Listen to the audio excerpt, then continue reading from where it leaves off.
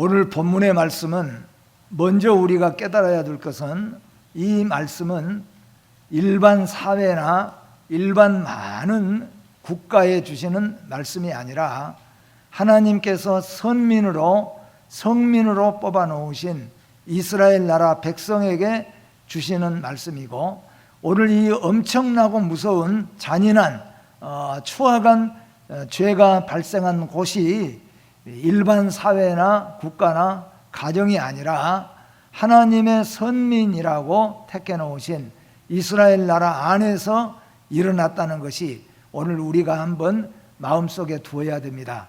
그래서 오늘 우리 그리스도인들은 우리 그리스도인의 가정이 그리고 우리의 사회가 어떤 사회가 되어야 될 것인가, 우리가 책임을 가지고 기도하면서 작지만은 부족하지만 빛과 소금의 역할을 우리가 감당할 수 있게 되어지기를 바라는 마음입니다.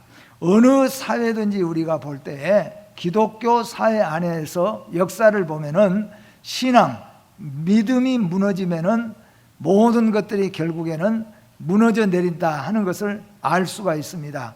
경제가 어렵거나 문화가 조금 뒤떨어진 것은 크게 문제가 되지 않습니다. 문제는 뭐냐 하면은 믿음이 무너지니까 도덕이 무너지고, 그리고는 결국에는 모든 것이 다 무너져 버리는 그런 사회를 우리는 계속해서 지켜보았던 것입니다. 오늘은 하나님을 떠난 인간들의 끊임없는 타락과 끝이 없는 범죄, 그리고 하나님께서 끝까지 은혜를 베푸시는 자비를 우리에게 베풀어 주시고 보살펴 주시는 그 은혜를 우리가 한번 살펴보고자 하는 것입니다. 우리 두 가지를 우리는 기억해야 되는데, 하나는 인간의, 그것도 하나님의 선택받은 성민의 끊임없는 범죄, 넘어지고 또 넘어지고 또 넘어지면서 그 안에 끊임없는 범죄와 무서운 실수들, 그럼에도 불구하고 이 세상이 완전히 종말을 당하여서 없어져 버리지 않고 그래도 남아있는 것은 하나님의 끊임없는 자비와 긍휼이 끊어지지 않았다는 겁니다. 그래서 오늘 여러분과 저는 오늘 말씀 가운데서 이 세상은 얼마나 타락할 수 있고 얼마든지 타락할 수 있는 세상이라는 것을 잊지 말아야 되며, 또 한편으로는 그러나 하나님은 하나님의 선택받은 백성들에 대해서 조금도 하나님께서는 후회하지 아니하시고 이스라엘 백성들을 끝까지 자비와 긍휼로 함께 하시고 지키셔서 승리하도록 하신다 하는 이 내용을 양면적으로 여러분들이 잘 이해하실 수 있는 말씀이 되어지기를 바랍니다. 이스라엘의 특히 두 가지 죄악상을 보면은 첫 번째는 큰 죄가 하나님을 떠나 말 못하는 우상들을 섬기는 것이었습니다. 그러니까 신앙이 무너진 거죠. 믿음이 무너지는 거죠. 두 번째 이스라엘의 타락의 영역은 극도의 도덕적인 문란과 사회적인 무질서였습니다. 그러니까 두 개 다 참 있어서는 안 될 죄악들이죠. 이것이 하나님의 선민인 이스라엘 안에 들어왔다고 하는 것입니다. 법과 질서가 발에 짓밟혀서 더 이상 범람하는 악을 막거나 처벌할 도리가 없어졌다는 것입니다. 소돔과 고모라와 같은 모습입니다. 본문의 이스라엘 사회는 믿음이 타락하니까 도덕적인 붕괴의 상태가 되어버리고 말았음을 우리가 성경 속에서 볼 수가 있습니다. 어쩌면 사사기는 하나님의 백성들에게 내려진 은혜와 구원과 부흥의 메시지라고 말할 수가 있습니다. 사사기가 궁극적으로 우리들에게 가르치는 지표는 이스라엘의 참된 구원자이시며 모든 죄인들의 유일한 구주이신 그리스도입니다. 그러니까 하나님께서 선민이라고 택해놓은 이스라엘이 이렇게도 참으로 우리가 심장이 약한 사람은 듣기도 어려울 만큼 무섭고 잔인하고 악한 죄를 지었는데, 그런데 하나님께서는 그들에게 유일한 희망을 주셨다는 거죠. 그러니까 다르게 말한다면 인간으로서는 희망이 없다는 거죠. 어떤 인간도 하나님 앞에서 인간의 능력으로는 희망이 없어요. 희망은 오직 뭐냐? 하나님의 긍휼과 자비입니다. 그러면 하나님의 긍휼과 자비의 결정이 뭐냐 하면은 바로 예수 그리스도라 그런 말이에요. 그러니까 이스라엘이 살아있는 것은 그들의 아름다운 도덕성과 믿음이 아니라 하나님의 은혜와 긍휼과 자비다. 그게 바로 뭐냐 하면은 하나님께서 우리 인간에게 자비와 긍휼을 베푸시는 최고의 결정은 예수 그리스도를 내어주신 것이라, 그 예수 그리스도 때문에 이스라엘은 존재한다는 겁니다. 오늘 그 말을 우리가 다시 한번 우리가 비유로 말씀을 드린다면은, 여러분과 제가 하나님의 아들이 되고 또 영원한 천국의 백성이 될 수 있는 것은 우리의 믿음, 우리의 도덕, 우리의 어떤 성품에서가 전혀 아니고 예수 그리스도의 유일하신 십자가에 죽으신 그 은혜, 하나님이 우리에게 은혜와 긍휼과 자비를 베푸셔서 독생자 예수 그리스도를 내어주신 그 은혜로 말미암아 우리가 구원받을 수밖에 없다는 것을 다시 한번 우리가 오늘 본문을 통해서 찾아볼 수가 있습니다. 본문을 설명하면은 사실 본문은 19장부터 우리가 21장까지 읽어야 본문의 내용을 다 이해할 수가 있습니다. 그러나 읽을 수가 없으니까 제가 잠깐 설명하면은, 에브라임 촌에 사는 한 레위인이 첩을 두게 되었습니다. 레위인은 하나님께서 특별한 분깃을 주지 않고 레위인은 거룩한 백성으로 택하여서 레위인 가운데서 대제사장과 제사장, 그리고 성전에서 성막에서 일할 수 있는 이런 특권을 주신 것이 바로 레위인들입니다. 그러니까 레위인들은 특히 이스라엘 나라 모든 이스라엘 12지파 중에서 다른 11지파보다도 레위인들은 더 성결해야 되고 더 하나님 앞에 신앙으로 살아야 되잖아요. 그런 레위인이 오늘 보니까 첩을 두게 되었는데, 그 첩이 또 바람을 피우고 친정으로 도망을 가버린 거예요.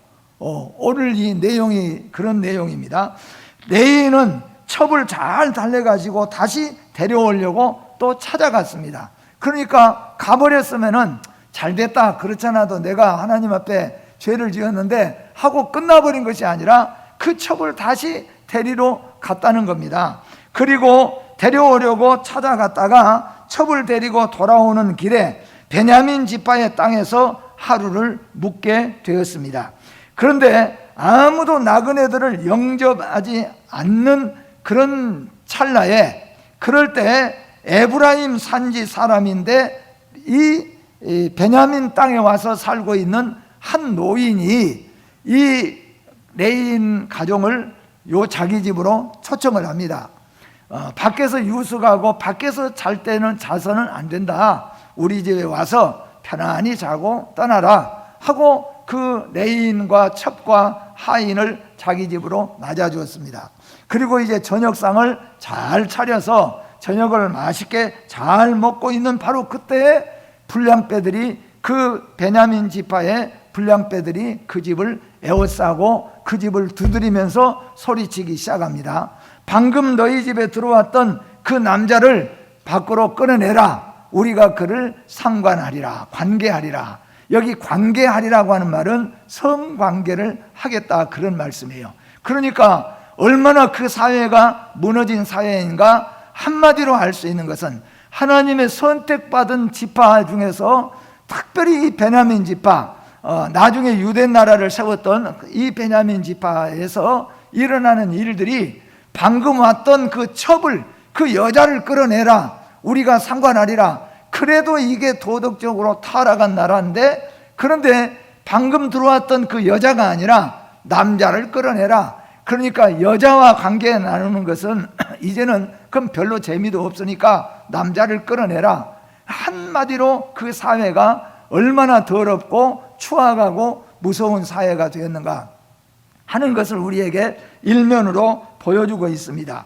그런데 결국에는 그 첩을 끌어내서 그 첩을 밤새도록 욕보이고, 그 첩이 아침 해가 뜰 무렵에 다시 그 주인의 집으로 찾아왔습니다.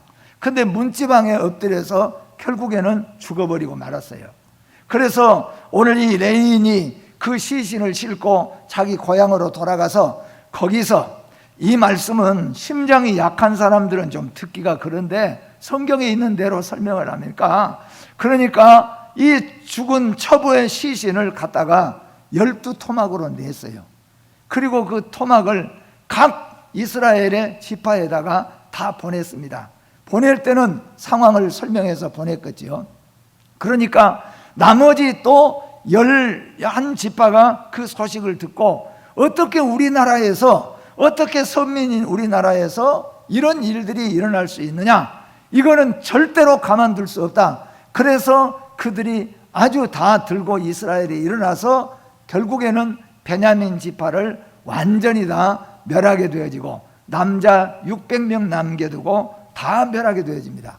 그리고 나중에는 또 그렇게 놓고 보니까 이제 우리들 중에서 한 지파가 끊어지게 됐다는 거예요. 그러니까 한 지파가 끊어지지 않기 위해서 또 다른 족속을 쳐서 여인들을 데려다가 아내로 삼아주는, 이런 반복적인 하나님의 뜻이 아닌 자기들의 소견대로, 또한 정의롭다고 하는 사람들까지도 자기들의 소견대로 이런 일들을 행하는 거예요. 오늘 이것이 오늘 본문의 내용입니다. 이런 내용 가운데 첫 번째, 불량배들의 출현을 통하여서 무너진 사회의 현상을 볼 수가 있다고 하는 것입니다. 어둡고 침울한 이 사회는 강도 강간이 아니라 남색을 즐기는 자들이 조금도 부끄러워할 줄을 모르고 있는 사회예요. 그러니까 문제는 죄가 죄로 드러나는 사회는 아직도 그래도 건강한 사회, 아직도 그래도 괜찮은 사회인데, 문제는 뭐냐면은 죄가 죄로 드러나지 않고 죄가 부끄러움을 몰라버리는 거예요. 그것이 무너진 사회가 된다는 겁니다. 우리의 예를 들어서 젊은 청소년들, 죄를 지적했을 때 부끄러워하고 도망치고, 그래도 그것은 아직은 양심이 남아있는데, 그런데 전혀 부끄러워할 줄 몰라요.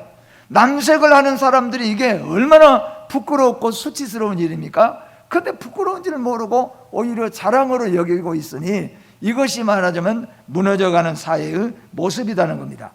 이 시대의 게이라는 자들이 부끄러워 숨거나 어두운 곳에서가 아니라, 동성연애를 하는 자들이 부끄러워가지고 남몰래 산속에 가서, 동굴 속에 가서, 캄캄하고 어두운 방에 가서 몰래 그런 짓을 한 것이 아니라, 지금 뭐냐면은 이 시대에도 그 사람들이 피켓을 들고 나와서 우리에게 자유를 달라, 우리 성소수자도 인정해달라, 부끄러운 줄을 모른다는 거예요. 옛날에는 그런 일을 행한 사람들은 그저 혹시라도 가족이나 누가 알까, 이웃이 알까 봐서 숨겼는데, 지금 이 사회는 그런 사회가 아니니까 이 사회는 실제적으로 경제가 든든해 봤대자 무너져가는 사회라고 말할 수밖에 없다, 그런 말이에요. 조금 전에 말씀드린 것처럼 그래도 이 시대의 게이라는 자들이 부끄러워서 숨거나 어두운 곳에 있는 것이 아니라 오히려 피켓을 들고 거리를 활보하면서 성소수자를 용납해달라, 우리도 인정해달라 하고 말합니다. 또 우리나라뿐만 아니라 미국 사회에서는 그런 사람들이 목사도 되는 사람들이 있다고 하는 거예요. 그러니까 정상적인 교단은 아니겠죠. 이게 얼마나 무너져가는 사회의 모습이냐 하는 것입니다. 그래도 게이 동성애란 말은 자존심이 상하니까 성소수자라는 표현을 쓰고 있습니다. 두 번째로, 레위 제사장의 타락한 생활이 사회에서 지탄을 받지 않았다는 것입니다. 그래도 레위인들은 대제사장이거나 제사장이거나 성전에서 섬기는 자들입니다. 그러니까 다른 사람들은 다 그런다고 할지라도 레위인들만큼은 해서는 안 되는데, 그런데 레위인이 여기 보니까 첩을 두고 살았다는 겁니다. 그보다도 첩을 두고 살았지만은 타락한 레위인이라고 눈총을 받지 않았다는 겁니다. 몰라서가 아니라 모든 사회 사람들이 레위인이 첩을 두고 살고 있는 것을 알았지만은, 그 사회가 어떤 사회냐면은 눈총 받고 눈치 받고 제대로 설 자리가 없는 그런 사회가 되어야 되는데 전혀 그렇지 않다는 거예요. 그게 무슨 뜻입니까? 바로 그것은 이 사회에서 지탄을 받지 않고 살았다는 것은 사회 전반이 도덕적으로 타락에 있었다는 것을 우리에게 말해주고 있습니다. 에브라임의 선한 노인과 레위인은 불량배들에게 뭐라고 말했습니까? 절대로 이 일을 해서는 안 된다고 끝나는 것이 아니라 내 딸들과 첩을 내어줄 테니까 이 남자를 끌어내지 마라 고 말하는 것을 볼 때에 선한 사람이라고 하는 선한 사람의 생각도 이미 많이 사회에 기울여서 물이 들어있다 그런 말이에요. 그러니까 아까도 말씀한 것처럼 이 사회가 타락한 사회, 무너져가는 사회였다는 것을 증명해 주는 것은 뭐냐 하면은 선하다고 하는 선한 사람의 생각이 뭐냐 하면은 그저 내 딸들을 내어줄 테니까 내 딸들을 욕보일지언정 이 남자는 욕보이지 말라. 크게 말하자면 선한 사람의 생각이에요. 이 자체가 이미 무너졌다는 거예요. 또 조금 전에 말씀한 것처럼 레인이 만약에 이런 일을 저질렀다면 온 사회에서 이럴 수가 있느냐 저럴 수가 있느냐 하고 치타를 받아야 되는데 레인이 첩을 두고 버젓이 살고 있지만은 치탄을 사회로부터 받지 않고 있었다는 것, 그리고 떳떳하게 내 첩이 이렇게 해서 죽었다고 오히려 내어놓는 모습을 볼 때에 이 사회가 무너진 사회라고 말할 수밖에 없다는 겁니다. 세 번째는 이스라엘 백성들의 타락은 자기를 소견대로 옳은 대로 행동을 했다는 것입니다. 21장 25절 가서 보면은 같이 한번 읽어봅니다. 그때에 이스라엘에 왕이 없으므로 사람이 각기 자기의 소견에 옳은 대로 행하였더라. 아멘. 성경적으로 무너져가는 사회의 모습은 하나님께 물어보는 것이 아니라, 물론 예수 안 믿는 사람들은 하나님께 물어볼 필요가 없겠죠.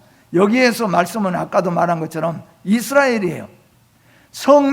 선민인 이스라엘에 해당하는 말이에요.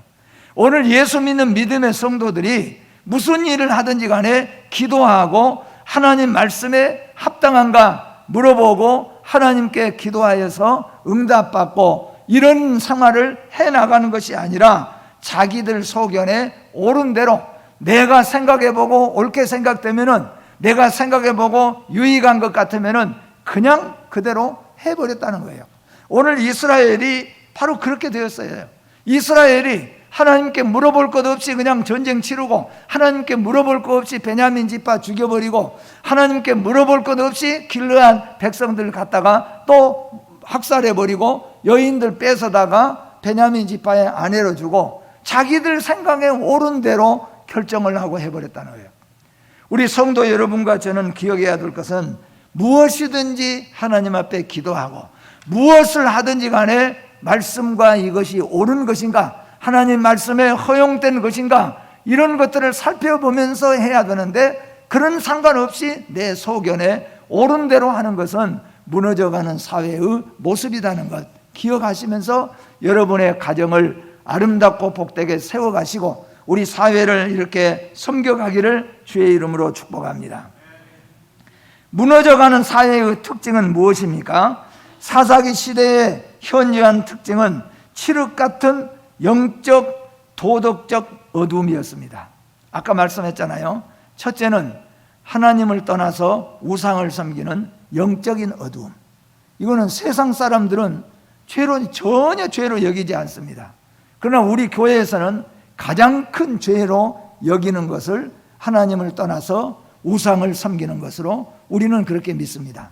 그렇기 때문에 영적 어두움은 뭐냐? 하나님 떠난 거예요. 하나님 버린 겁니다. 그리고 우상 섬기는 겁니다. 절대로 우리 예수 믿는 사람은 큰 죄가 어떤 죄냐 하면은 하나님 버리는 거예요. 하나님 떠나는 것이에요. 그리고 우상 섬기고 미신 행하는 것입니다. 이것이 얼마나 큰 죄인가? 왜냐하면은 이것이 무너지면은 사회는 다 무너져 버리기 때문에 그렇습니다. 두 번째는 일반적으로 모두에게 다 해당되는 것인데, 그게 뭐냐면은 도덕적으로 어두워져 버리고 만다는 거죠. 도덕적으로 어두워지면은 잘 죄를 가리지를 못하는 겁니다. 이것이 죄인지 아닌지 전반에 다 그런 일들이, 지금 우리 사회 사실상은 가정이나 모든 문제들이 옛날에는 상상하지도 못할 일들이 일어나지만은 너희 집에도 우리 집에도 다 일어나는 일이기 때문에 별 크게 문제로 사실은 삼지 않습니다. 첫 번째, 성적 부도덕의 범람입니다. 이스라엘 사회에서는 동성연애가 공공연히 자행되고 있었습니다. 동성애는 성적 문란에 가장 타락한 사회의 형태 중에 하나입니다. 도덕적으로 가장 타락한 그 형태 중에 하나가 뭐냐면은 남녀가 아니라 남남, 여여의 동성 간의 연애. 이거는 그냥 성소수자 문제가 아니라 우리 사회가 얼마나 지금 무너져 가는가 하는 것을 단면으로 보여주는 가장 도덕적으로 타락한 모습의 형태라는 겁니다. 동성연애의 근본적인 문제점은 인간의 성에 대한 하나님의 분명한 구분과 목적을 배척하고 뒤집으려고 하는 데 있다고 하는 것입니다.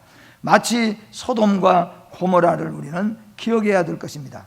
그래서 마태복음 10장 15절에 내가 진실로 너희에게 이르노니 심판날에 소돔과 고모라 땅이 그 성보다 견디기 쉬우리라고 지적하고 있습니다.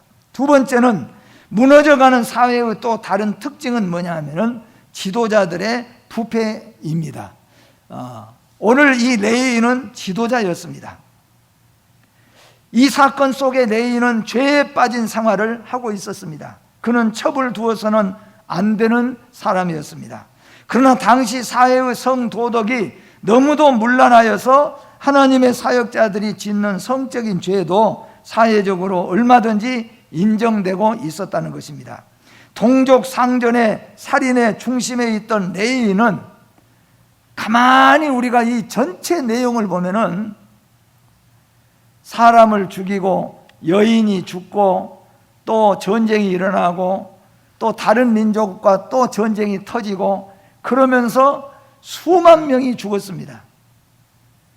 베냐민 지파만 해도 2만 양 5천여 명이 죽음을 당했습니다. 그렇게 많은 사람들이 자기 동족들끼리 죽이고 죽는 이런 엄청난 일이 벌어졌습니다. 그리고 한 여인이 불량배들에게 밤새 욕보고 그리고 거꾸러져 죽은 시체가 되어버렸습니다. 이런 무섭고 잔인한 이런 악한 일들이 왜 일어나는가? 그 근본은 뭐냐 하면은 바로 이 레위인 지도자의 타락이었어요. 그러니까 오늘 본문의 말씀은 가장 먼저 이런 일이 일어났을 때 땅을 치고 통곡하면서 회개하고 울어야 될 자는 누구냐 하면은 바로 레위인이라는 겁니다. 레위인은 내 첩이 죽었으니까 억울해할 것이 아니에요. 내 첩을 잃었으니까 분노를 해서 그 시체를 쪼개가지고 12동아리 내서 12지파에다가 보낼 일이 아니에요. 제일 먼저 해야 될 것은 나 때문에, 나의 죄 때문에 이런 일이 일어났다고 통곡하고 자백해야 되는데, 그런데 이 피바다가, 전쟁의 피바다가 일어날 때 이 레위인은 뭐하고 있었겠는가? 그게 뭐냐면은 오늘 무너져가는 사회의 모습이라는 겁니다. 오늘 우리가 이 사회적으로 무서운 일들이 많이 일어나고 있고, 신문마다 뉴스마다 들어보면은 참으로 많은 살인극들도 또는 이런 죄악들이 일어나고 있습니다. 이럴 때 우리 그리스도인들은 무엇을 해야 될 것인가를 우리에게 알려주고 있습니다. 오늘 이 레위인의 잘못된 모습은, 지도자의 타락은 뭡니까? 자기의 첩이 죽은 것에 대한 분노만 가지고 그는 그 울분만 가지고 외쳤을 뿐 자기의 죄를 깨닫지는 못했다는 겁니다. 세 번째로 무너져가는 사회의 특징은 인간의 생명을 천시 여기는 것이었다는 거예요. 어느 사회든지 간에 무너져가는 사회의 모습, 무너져가는 국가의 모습은 인간의 생명을 천시하는 것들입니다. 지금도 우리 동남아 내에서도 인간의 생명을 천시 여기는 그런 모습들을 우리가 많이 보게 되지 않습니까? 레위인이 자기 첩을 기브아에 불량배들의 손에 밀어넣은 일을 비롯해서 이스라엘 지파들 사이에 이 대량 학살은 사람의 생명이 파리 목숨보다도 못하게 여겨졌다는 확증입니다. 좋은 사회, 건강한 사회는 어떤 사람, 그 사람이 손발이 없고 몸뚱아리만 남아있는 사람이라고 할지라도 가장 존귀한 생명으로 그는 대접을 받아야 되고, 그는 인간의 생명에 대한 그런 사랑을 받아야 된다, 그런 말입니다. 어린 아이들도, 그리고 뱃속에 잉태된 아직 태어나지 않는 아이들도 생명을 한 생명으로 우리가 여겨야 되죠. 그래서 우리 기독교는 절대로 낙태를 허용하지는 않습니다. 심지어는 사형죄까지도 허용을 하지 않습니다. 왜냐하면 끝까지 한 생명을 생명 자체로 존중히 여겨야 된다는 겁니다. 몸속 태아에 있는 어린 생명까지도 우리 기독교인들은 한 생명으로, 천하의 귀한 생명으로 여겨야 되고, 세상에 태어난 사람은 말할 것 없어요. 아무것도 배우지 못하고 정말로 참 불행하게 산 그런 사람까지도 생명에 대해서는 존중히 여기고 그런 대접을 받아야 된다는 거예요. 그게 건강한 사회고 그것이 아름다운 사회라는 겁니다. 그러나 이 무너져가는 사회는 한 생명 정도야 별것도 아니게, 한 나라, 한 지파는 별것도 아니게 여겨버리는 그런 사회, 이런 사회가 바로 무너져가는 사회라고 말할 수가 있습니다. 참된 생명은 오직 그리스도 안에만 있습니다. 하나님은 우리들을 당신의 형상대로 지으셨습니다. 그리스도는 하나님의 완전하신 형상입니다.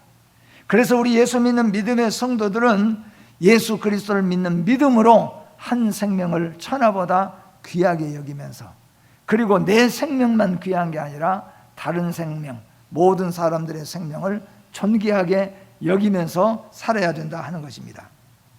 네 번째로는 무너져가는 사회의 특징은 또 하나, 공권력으로 종교를 탄압하거나 혹은 다스릴 수 있다고 여기는 것 중에 하나입니다. 종교와 정부의 밀착도 물론 무서운 사회의 타락이지만, 정부나 힘있는 공동체의 종교의 압력이나 지나친 간섭은 무서운 사회의 타락성을 또한 우리에게 보여주고 있습니다. 사실상은 코로나19의 사태도 정부가 취할 자세는 교회의 적극적인 협조의 부탁이지 그 이상의 힘을 가하는 것은 사실은 옳지를 못합니다.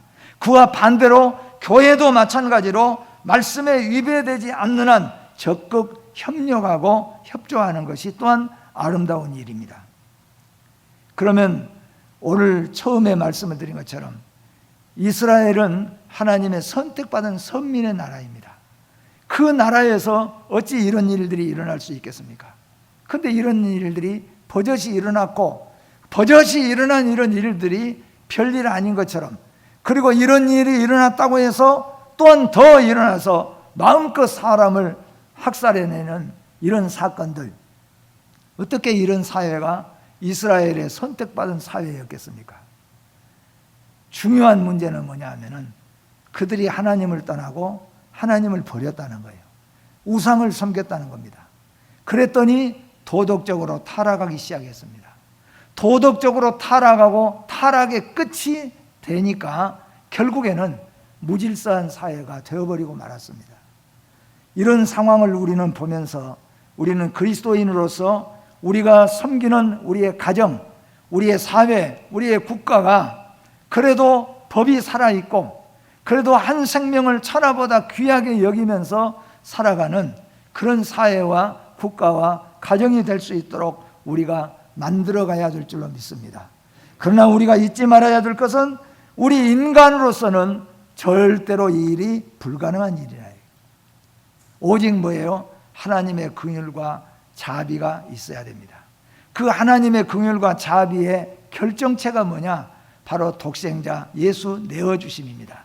다시 말하면은 우리 안에 예수 그리스도가 충만함으로 말미암아 우리는 하나님의 법을 따라 살며 그리스도의 빛과 소금의 역할을 감당해낼 수 있는 것입니다. 오늘 저와 여러분들이 기도하면서 우리가 섬기는 이 사회가 건전하고 건강하고 행복한 사회가 될 수 있도록 기도하면서 협력해 나가야 될 줄로 믿습니다. 참된 부흥은 어디서 옵니까? 이러한 어두운 시대는 구원자를 절대적으로 필요하고 있다는 것을 우리는 기억해야 됩니다. 이렇게 악한 세대, 무너져가는 사회일수록 실제적으로 간절하게 요구되는 것, 필요되는 것이 뭐냐 하면은 구원자라는 겁니다. 이스라엘이 구약시대 때 타락하고 어두운 세대가 되어져 갈수록 간절하고 간경하게 필요한 게 뭐냐 하면은 바로 구원자였다는 거예요. 그들에게 왕이 필요되었다는 겁니다. 그러나 참된 구원자는 흑암에서 빛으로 이끄실 예수 그리스도였습니다. 아무리 훌륭한 지도자가 나와도 타락한 이 세상은 예수 그리스도의 뿐인 것이 오늘 답입니다. 오늘 사랑하는 성도 여러분, 여러분과 여러분의 가정에 예수 그리스도를 모시고 아름답고 복된 사회와 또는 국가로 잘 섬겨가고 기도해 나가는 저와 여러분이 되어지기를 주의 이름으로 축복합니다. 기도하겠습니다. 하나님 아버지 은혜를 감사합니다. 오늘 또 우리가 말씀을 통하여서 하나님이 선택해 놓으신 성민이라고 하는 이스라엘 선민 백성 가운데 이와 같이 내인이 타락하여 첩을 둘 뿐만 아니라 또한 그 첩을 내어다가 욕보이고 또한 남색을 하는 악한 일들, 대량 학살을 하는 일은 무너져버리는 이 사회, 정말로 이 사회는 썩고 부패할 사회이지만 하나님의 긍휼과 자비가 있어서 결국 하나님께서 독생자 예수 그리스도를 통하여서 구원의 은혜를 베풀어 주신 것을 감사합니다. 우리는 우리의 법으로 우리의 행위로는 구원받을 수 없사오나 하나님께서 우리에게 은혜와 자비를 베풀어 주셔서 독생자를 주신 것을 감사합니다. 하나님 아버지, 정말로 우리 사회가 하나님 앞에 바로 서서 깨끗하고 행복한 사회, 건강한 사회를, 가정을 이루어갈 수 있도록 하나님께서 은총을 베풀어 주시고 능력을 더하여 주시옵소서. 예수님의 이름으로 기도하옵나이다. 아멘.